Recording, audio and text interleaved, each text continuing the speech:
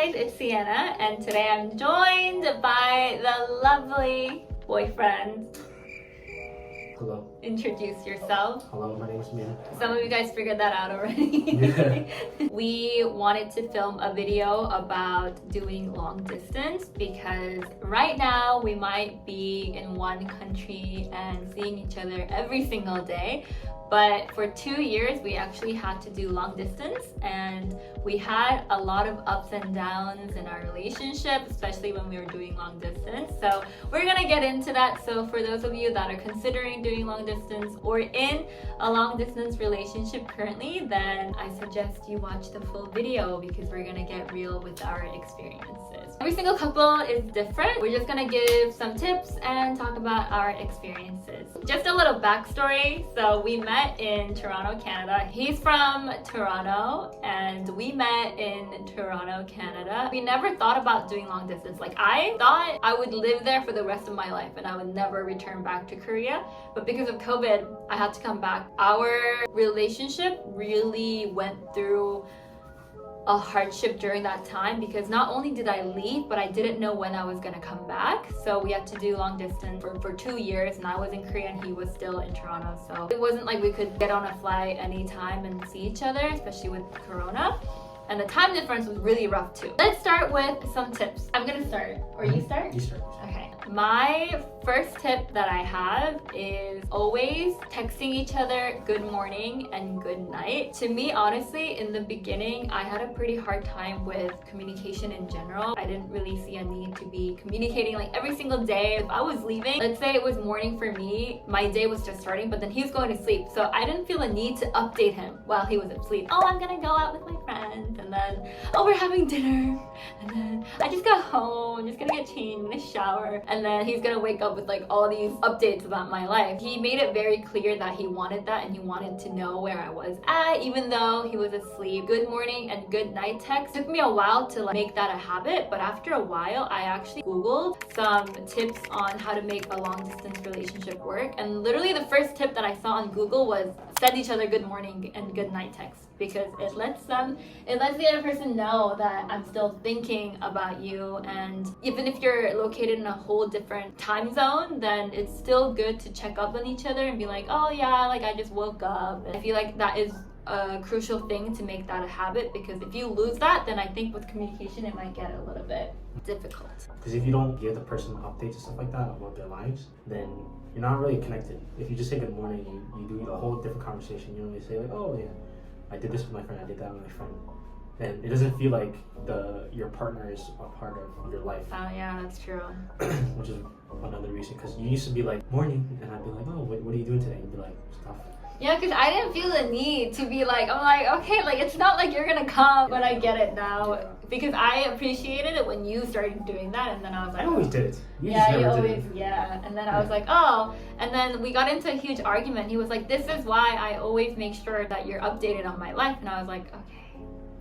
I see it from your perspective now. Facts. It's kind of the same as this, but communication is really key. The way couples need to talk. If long distance is obviously the time difference is going to be a big thing. But if you get into an argument, obviously it's really easy to kind of just hang up the phone and put it aside and then forget it for a few hours, is what she used to do a lot. But it's not really healthy, because you leave the other person kind of just sitting there and lingering, and either you don't know what to do, they're trying to call you, they're trying to contact you, but then you not replying back or communicating back, it's a very stressful, it's not the most pleasant experience. Even if you are arguing, do your best to keep talking. If it's resolvable, it honestly starts with one person being the calm one. Because if you both are shouting, you're just gonna keep raising your voices and go up. So what we used to do is we would go back and forth for a bit, but then I would have to calm myself down. And then the way I talked to her, I would talk in a very soft tone. And then slowly she would like go down a couple levels, and then she'd be back to normal. And then that's when she realizes, okay, maybe this is the better thing to do. Talk in a calm manner. Sometimes you do need some time to think, but that if you do need some time to chill, you need to let the person know. It's just hard because usually when couples have an argument, you break up or you go through a makeup phase where, you know, the guy or the girl goes to the person's house and be like, I'm sorry, and then, you know, you like give each other a hug. It's much easier to resolve a fight if you are face to face with that person. But then when you are just on the phone, this is a toxic trait, but I've hung up on this man so many times, and then he would call me and I wouldn't reply, he would call me, I wouldn't reply, he would call me, and I would turn off my phone. But then in those moments, like with long distance, it's so easy for a couple to break up, it's so easy for a couple to cheat. You could literally just block them and it's like, we're never gonna see each other again, you know? So I think I realized that. I couldn't do that because I had your stuff at my house. Oh yeah, I still have all my things at his house. In an argument with you and I turn off my phone, I would like go to sleep and then I would wake up and I'm like, oh my god, I still have all my stuff at his house. The next tip that I had, okay, so this is a big one for me. After a while of us doing long distance, if you have a date of when you're gonna see each other next, then you can at least look forward to that and plan stuff for that date. But then for us, we didn't know when it was gonna be. Like I say 2 years, but we thought it was gonna be a year, we thought it was gonna be 6 months, we thought it was gonna be even longer. But during those times when we really missed each other, we would just like send each other photos of our old dates and look through our videos that we filmed. But then after 2 years, it was like, there's only so much video. Yeah, for birthdays or anniversaries, every single time, like I was running out of photos to post. Almost every night I would like look through our old photos together. I just got sick of it after a while, so I was like, oh my gosh, when are we gonna see each other again? And I think it's really easy for like couples that live further apart to just kind of get too consumed in their everyday life. I think the pizza's here. With the orange juice. This is my cocktail. What are you talking about? Orange juice. Babe, your chest hair is showing. No, get up!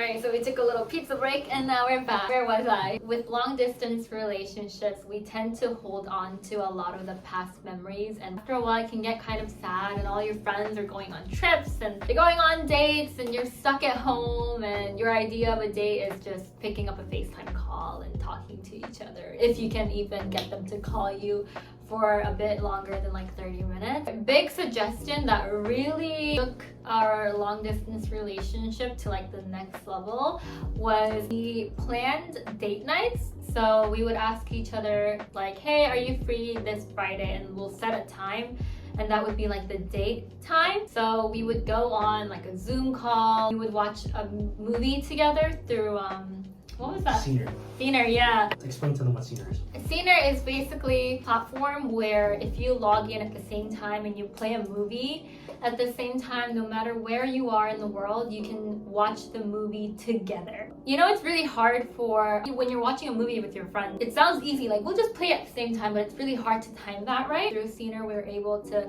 play it at the same time and like make comments about it and like chat with each other, and it was literally like we're watching it together. If one of us was like the moderator, we would be able to pause in a certain scene and it would pause for the other as well. So it was really, really nice. This is not sponsored by that anyway. We would just basically plan a day where we can go on a date, and it's just the idea of like making time for the other person and actually planning something. We did like a lot of game nights, so we would find an online game and play that together, and we would find an annoying like 20 questions about yourself thing and just bombard each other with these questions. So but I think it was during those times that we were really able to get to know each other better, because there was a lot of communication. And granted, when I left, we were only dating for about a year, so there was a lot of things that we still didn't really talk about, or things that we weren't fully comfortable with each other with. But through talking to each other more and playing those games and like constantly trying to find new ways to make each other like interested, going over our romantic gestures,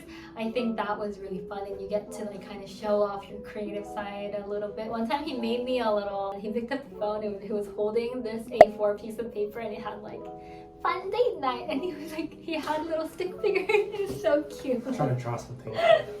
But that was really, really cute. I still remember that. Like figuring each other's love language out. There's a test you can do online to figure out what your love language is. It'll say like your love language is physical touch. Even when we were together, I didn't really know what her love language is, and her love language was different than mine. So things that I thought was oh, I'm showing her appreciation. She didn't care at all. Hers was gift giving. This might be difficult for some people, but I was able to send her flowers to her house every once in a while. And that was really difficult because he didn't speak Korean. Thankfully, we have him, well, it's not a mutual friend, like it's my friend. And he ended up messaging her. She speaks Korean, so she was able to order flowers to me.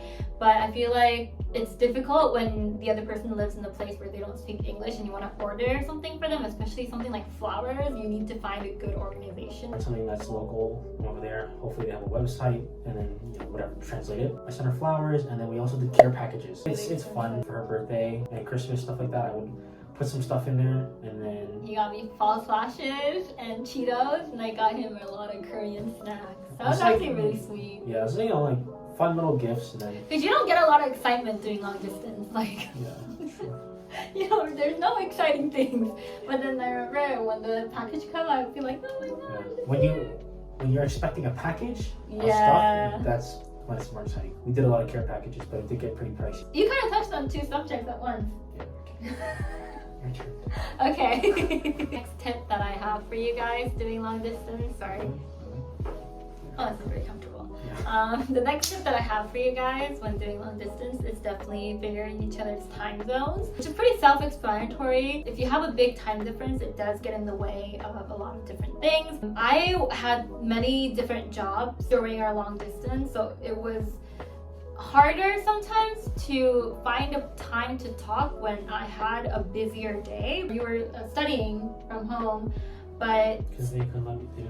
Yeah, it was during COVID, so we both had like full-time jobs. It would have definitely been a lot harder, but we were able to stay up until pretty late, being able to just talk to each other. This was a time when I was still like having a hard time falling asleep because I got a lot of anxiety, and I would make him stay on the phone with me, and sometimes I would wake up in the morning and he would still be on the phone, and it would be like 8 hours.